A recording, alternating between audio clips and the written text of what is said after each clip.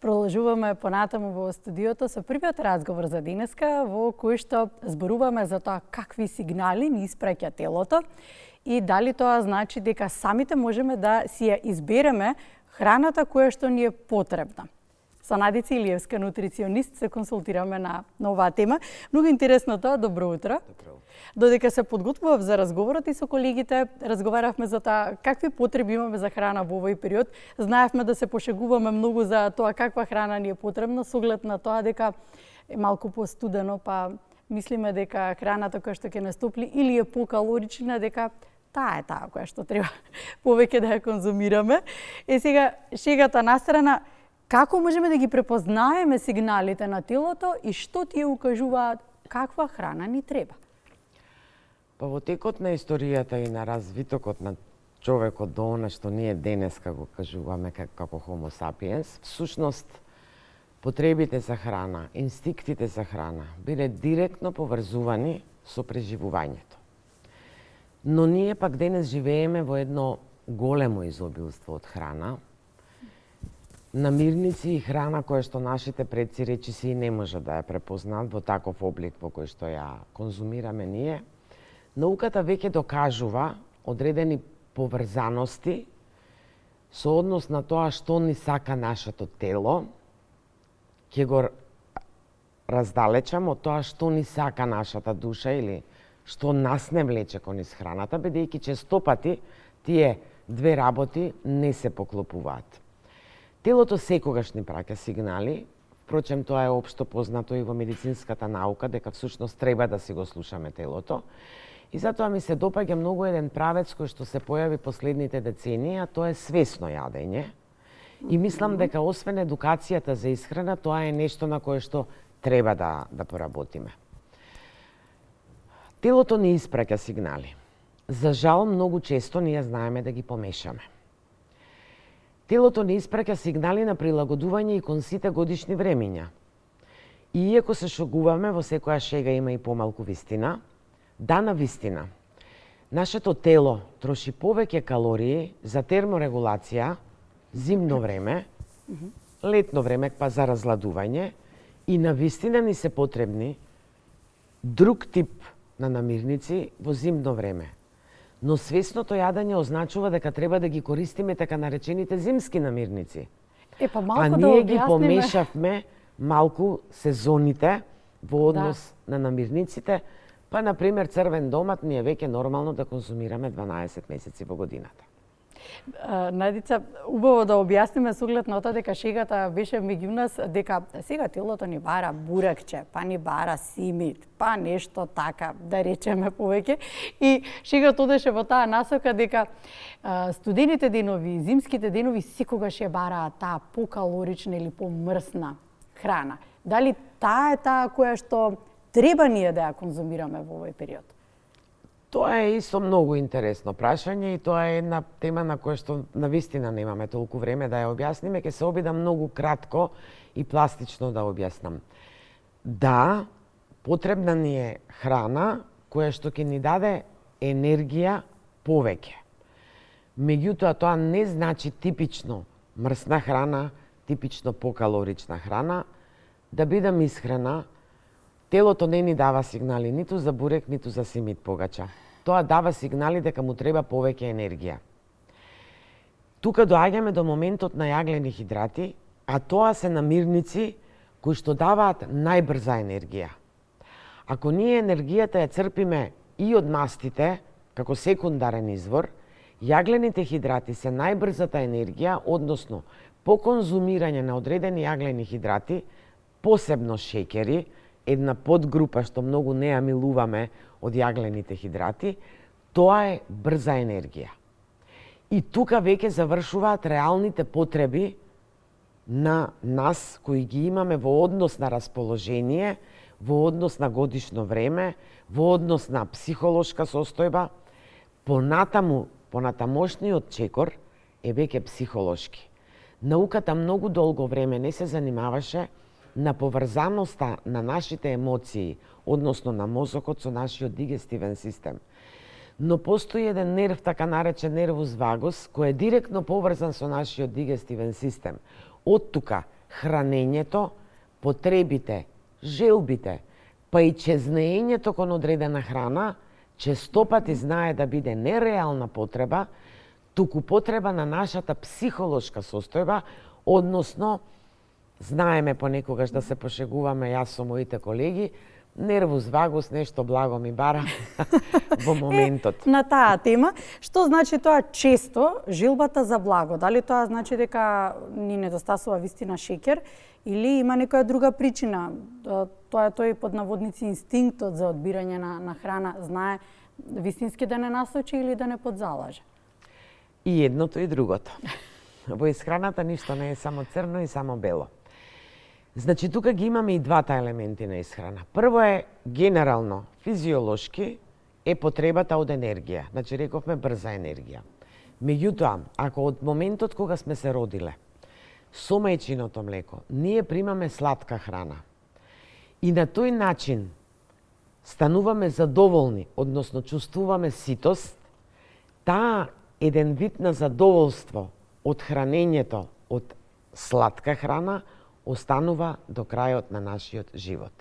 Шеќерот навистина задоволува одредени рецептори кои понатаму се одговорни за ние да чувствуваме задоволство. И на тој начин го внесуваме психолошкиот момент за исхраната, за кој што науката срамежливо зборува последните години, дека всушност ние, барајки задоволство, почнуваме се повеќе и повеќе да посегнуваме кон шеќерна храна, за да ги разбудиме допаминските рецептори. Затоа свесното јадење еден чекор наназад. Што се случува со нас? Можеби не сум доволно спиен, можеби имав голем стрес, можеби сакам да направам нешто што во моментот не е возможно, па во наводници ќе се утешам со храна. Храната, освен што не храни, ни дава и одреден вид на утеха, бидејќи само кога сме сити, ние сме потполно задоволни генерално од тоа како се чувствуваме. Ајде сега, еве, добро кога сме веќе на темата за ситост, а потребата од солена храна или потребата од, знаеме да кажеме чисто, ми недостасува малку сол, сол ми треба и знаеме да посегнеме по некоја грицка или нешто што е посолено, за да ни ја задоволи потребата и за потребата од помрсна храна. Од друга страна. Потребата од мрсна храна всушност е мит. Дури се појави и така наречениот умами вкус, кој што до пред 10-15 години воопшто и не постоеше. Но солената храна исто укажува на нешто. Барањето на солена храна всушност е потреба на телото од минерали. Со солта ние правиме еден вид на регулација на течностите во нашиот организам. Па затоа понекогаш велиме дека и летно време имаме повеќе потреба од сол, а ако сме претерале пак имаме повеќе потреба од вода. Да. Што значи дека телото знае да регулира. Меѓутоа, најчесто потребата од солена храна и потребата од храна која сензорно ќе не надразни, односно тука спаѓа мрсниот вкус, значи еден вид на недостаток, односно потреба на минерали, односно на добра регулација на електролитниот баланс. Најчесто потребата од солено понатаму не воведува во други прашања. Во пракса, кога ќе прашам дали сакаат повеќе солено или благо, ме воведува во една низа на прашања. Ако сакаат повеќе солено, веднаш почнуваме да поставуваме прашања. Како се, дали се кршливи ноктите, дали има дамки на ноктите, дали косата вообичаено повеќе паѓа, дали имаат грчеви во мускулите.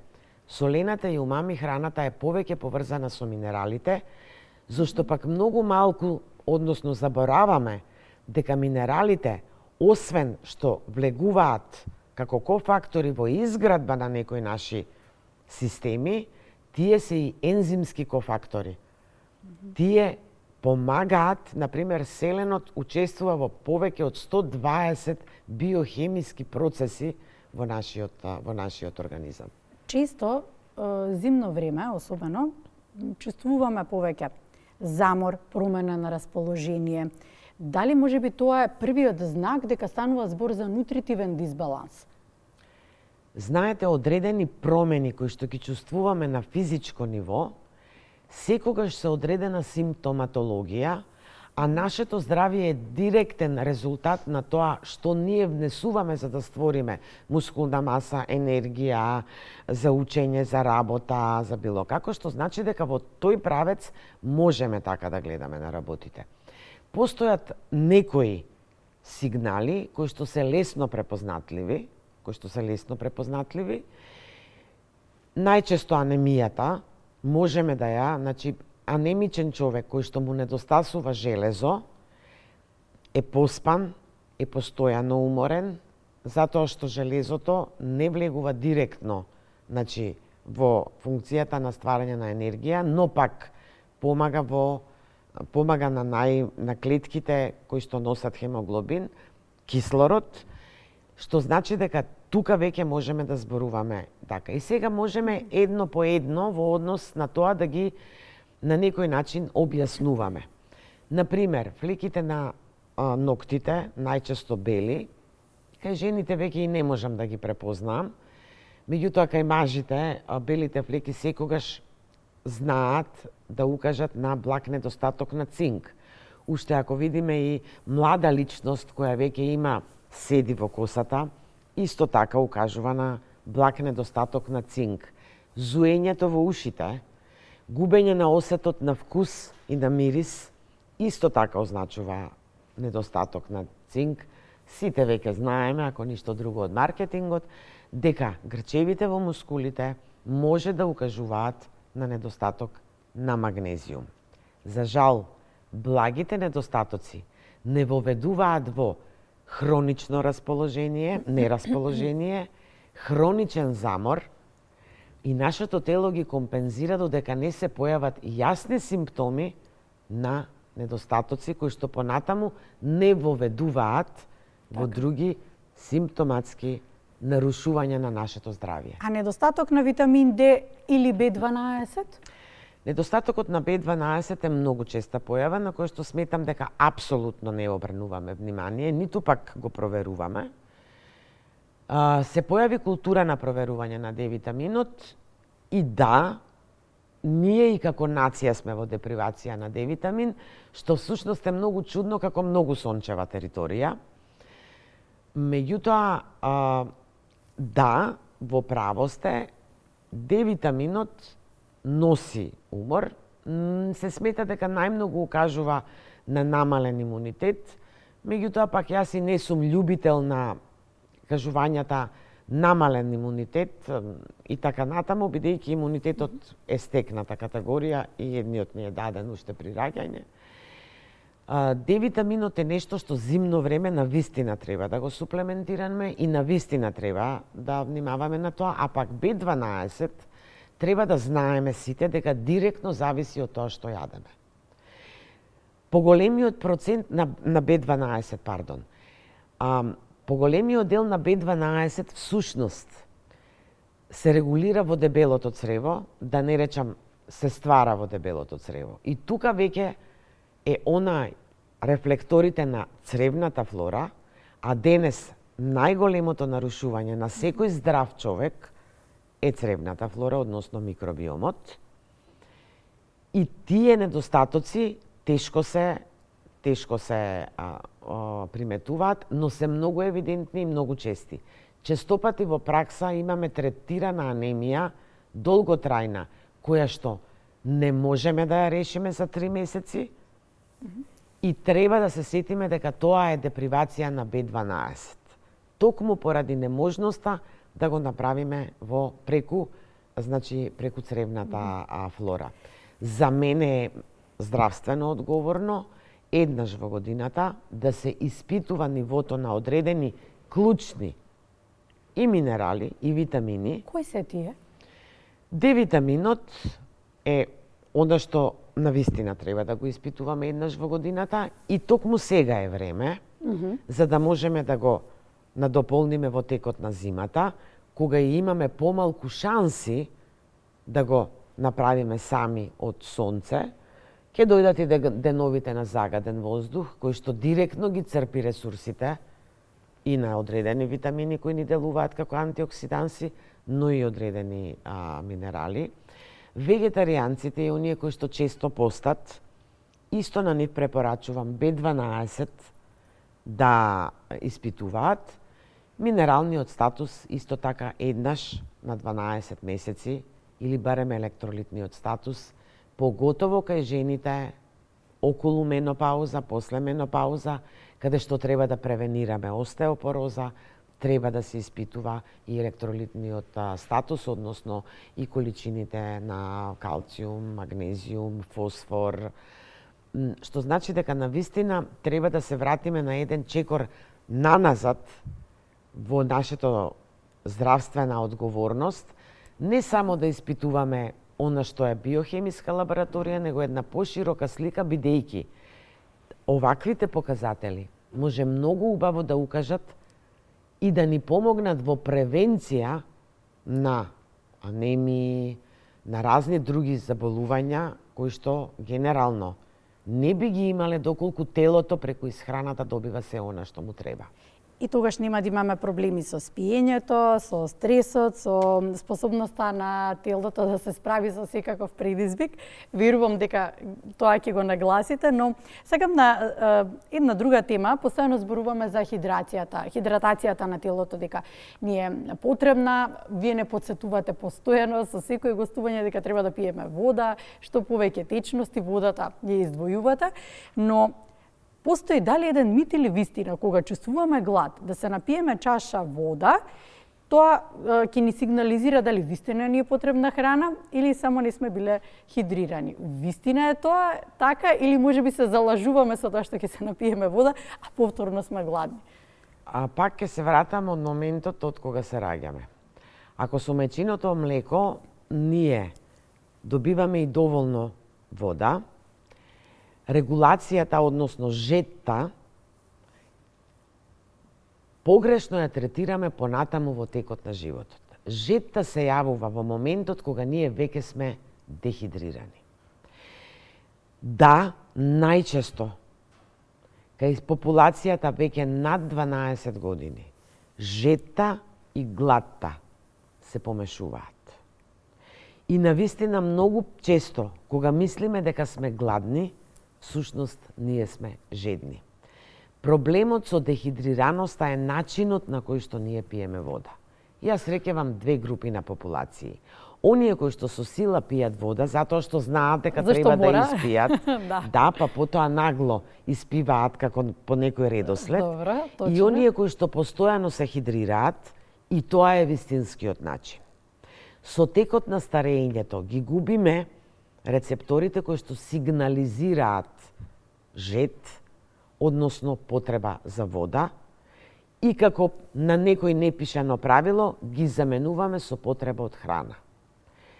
Може да практикуваме, се враќаме на свесното конзумирање на храна, може да практикуваме дека треба прво да се сетиме дали сме жедни, колку вода сме испиле, пред да посегнеме кон храна, односно да разликуваме дали сме жедни и гладни.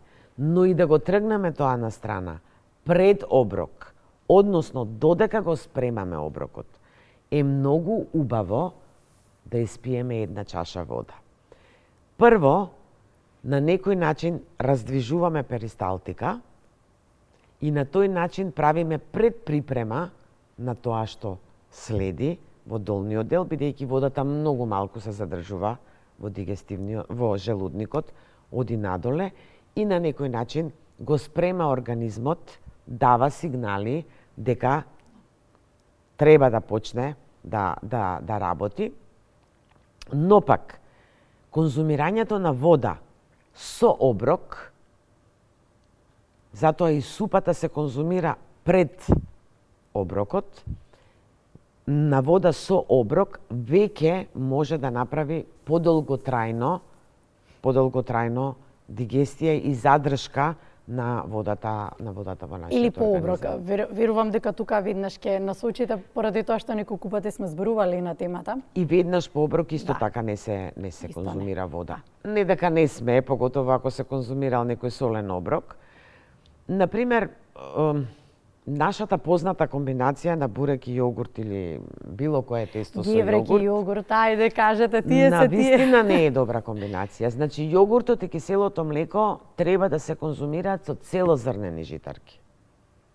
Кога имаме комбиниран оброк или претежно оброк само од еден тип на макронутриент, во тој смисол додавањето на млечен протеин, ајде во ферментираните производи не доминира, меѓутоа генерално повеќе видови само го комплицира нашиот оброк, како што исто така никогаш не препорачувам да се дотура млеко во кафе. Благодарам за разговорот. Би сакала само да искористам на крајот само кусо да ве прашам, еве денеска многу зборуваме за Скопје. Што за вас е Скопје, како вие го доживувате Скопје? Па Скопје е град во кој што живееме. Јас и покрај тоа што понекогаш мислам дека премногу го критикуваме, понекогаш премногу го пофалуваме. Какво ќе биде Скопје и како ќе го доживуваме е многу личен момент. Меѓутоа, Скопје е мојот дом. Секогаш му се радуваме кога се враќаме. Го сакаме и токму поради тоа секогаш сакаме да биде се поубав и поубав. Ете, токму така и на нас останува да си го чуваме, тоа што си го имаме. Ние сме најодговорни. Така е, благодарам што... Ми беше задоволство како и секогаш. Да, благодарам што ни бевте денеска токму гости.